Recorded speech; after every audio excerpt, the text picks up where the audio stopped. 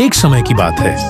एक गांव में एक मेहसी किसान अपने गधे और बकरी के साथ रहता था। वो रोज जंगल में अपनी लकड़ियां काटने जाया करता था और शाम होने से पहले अपने गधे पर लकड़ियां रखकर वापस आ जाया करता था। एक दिन किसान ने सोचा, क्यों ना बकरी को भी साथ जंगल में ले चलूं। इतना विचार कर किसान अपने दोनों जानवरों को जंगल की तरफ लेकर चल देता है।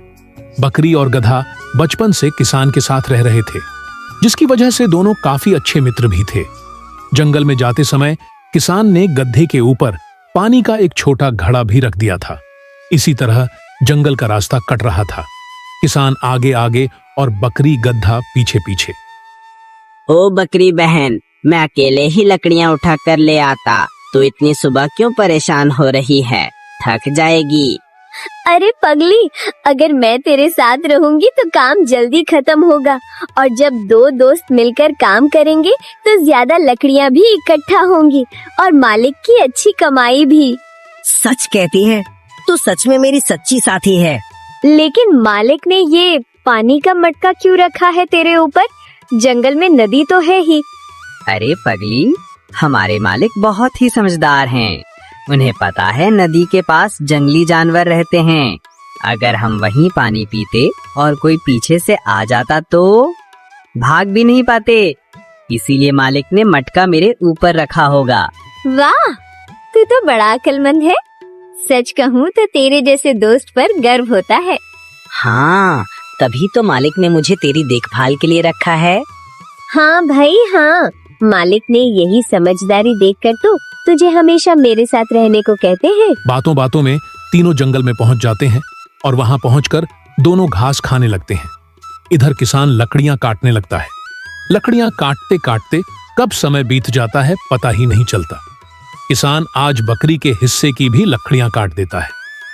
उधर दोनों जानवर मिलकर घास खाने में लगे थे। सुबह से शाम कब हो गई उन्हें पता ही न चला। देखना, आज मालिक ने कितनी सारी लकड़ियां काट डाली। हाँ देखा, मैंने कहा था ना, आज मैं भी तेरा साथ दूंगी लकड़ियां ले जाने में। कुछ देर बाद किसान ने लकड़ियां दोनों के ऊपर बांध दी और उनसे बोला, मैंने तुम दोनों के ऊपर लकड़ियां रख दी हैं। थोड़ी देर और घास खा लो, ताकि तुम दोनों का सुबह तक पेट भरा रहे और मुझे फिर से तुम दोनों के लिए घास ना लाना पड़े। अब मैं घर जा रहा हूँ, तुम दोनों पीछे से आ जाना।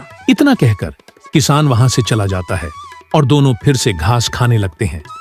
कुछ देर बाद जैसे ही दोनों घर लौटने लगे, अचानक तेज बारिश शुरू हो गई। अरे बाप रे, ये क्या? ये बारिश कहाँ से आ गई? ऐसे तो हम दोनों भीग जाएंगे। भीग जाने दो, वैसे भी कई दिनों से बारिश का मजा नहीं लिया है, और तू 3 दिन से नहाया नहीं। आज बारिश तेरी सफाई कर देगी। अरे मजाक मत कर, हम भीगेंगे तो ये लकड़ियां भी भीग जाएगी। फिर मालिक कैसे इन गीली लकड़ियों को बेचेंगे? जल्दी कहीं छिपते हैं। छिप तो जाएंगे, पर ये क्या? मालिक जाते जाते तेरे गले में ये चमकीला पत्थर क्यों बांध गए? अरे पगली, ताकि जब हम गांव में जाएं और अगर कहीं भटक जाएं तो कोई भी हमें हमारे घर पर छोड़ आए।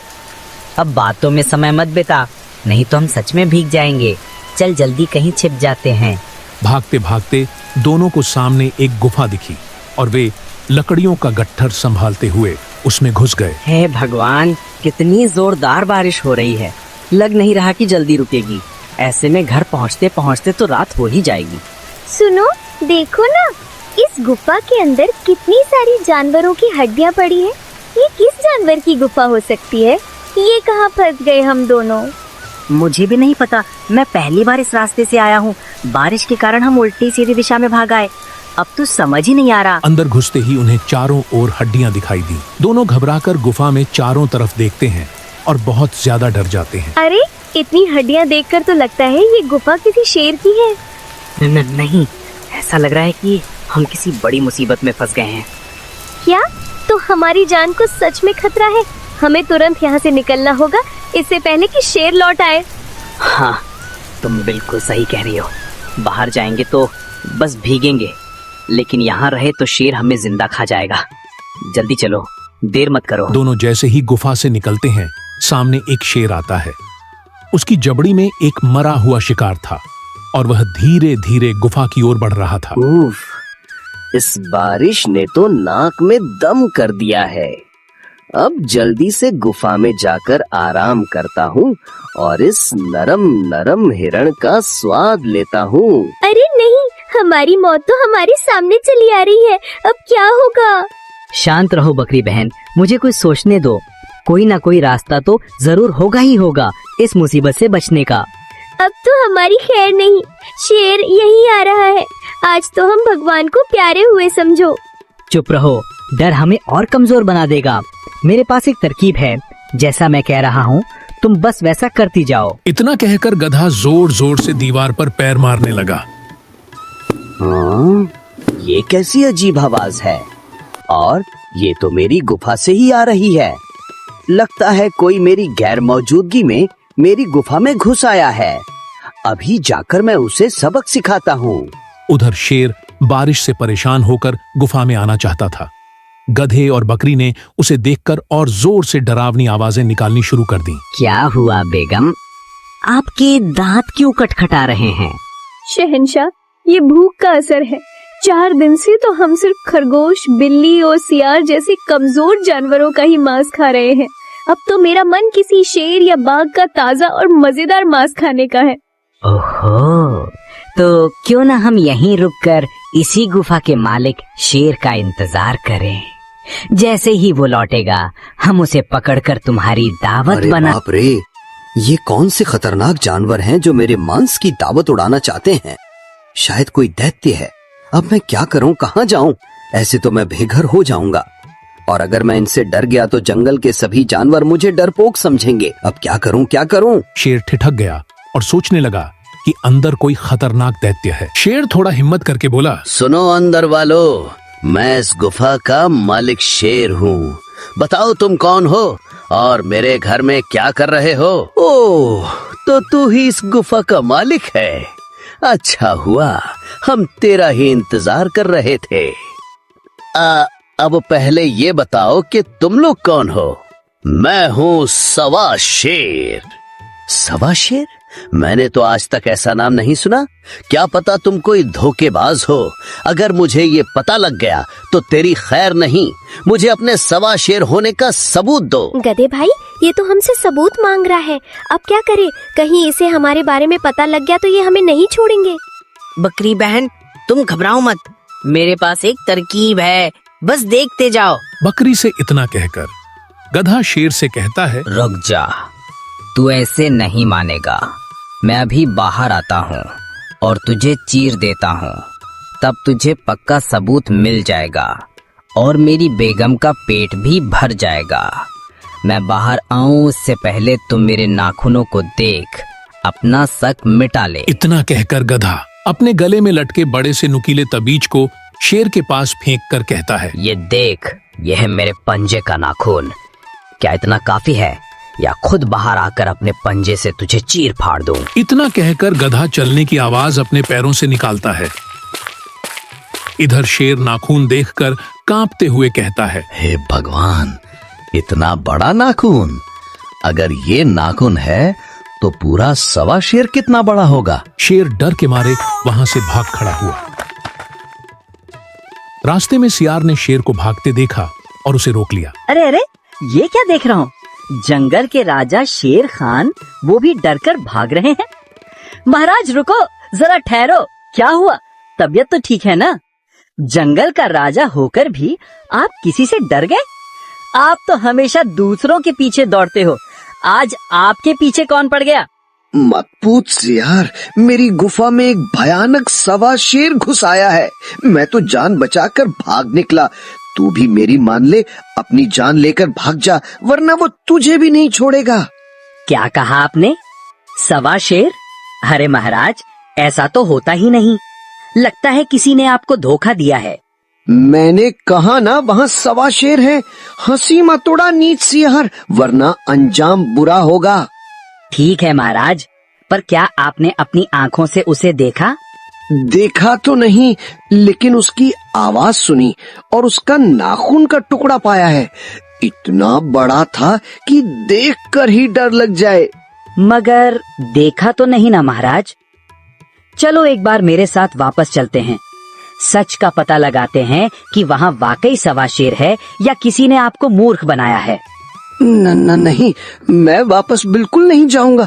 तुझे जाना है तो जा, मुझे अपनी जान प्यारी है। डरिए मत महाराज, मैं आगे आगे चलूंगा, आप बस मेरे पीछे रहना, कुछ नहीं होगा आपको। अच्छा ठीक है, लेकिन अगर कुछ गड़बड़ हुई तो मैं भाग जाऊंगा। शेर ने सियार को सब बताया और सियार ने उसे समझाया कि शायद किसी ने धोखा दिया है। दोनों वापस गुफा की ओर चले। अरे ये शेर फिर से क्यों लौट आया और इसके साथ कोई और भी है, शायद सियार। अब क्या करें? कुछ मत करो, यही छुपे रहो और देखते हैं ये क्या करते हैं। शेर और सियार जाके गुफा के पास रुकते हैं और शेर फिर से हिम्मत करके बोलता है, सुनो, मैं कोई कमजोर नहीं हूँ। ये नाखून जो बाहर मिले हैं मेरे पास भी बहुत हैं। ऐसे नाखून से मैं नहीं डरता। शाबाश महाराज, यही हुई ना असली जंगल के राजा वाली बात। गधे और बकरी दोनों परेशान हो जाते हैं। तभी गधा को एक उपाय आता है। ये शेर मान ही नहीं रहा, अब तो हमें कोई चाल चलनी होगी। बकरी, तुम जोर जोर से आवाज करो। और हाँ, वो मटका कहाँ है? उसमें पानी है ना? हाँ, ये रहा मटका। ये क्या मैंने नीचे रखा है? गधा मटके को लुढ़काता है जो शेर के पास जा गिरता है। शेर और सियार दोनों डर जाते हैं। अरे ये क्या अजीब सी चीज थी? हाँ महाराज, ये तो कुछ अजीब सा था। ये मेरी थूक थी। तुम्हें देखकर मेरे मुंह में पानी आ रहा है।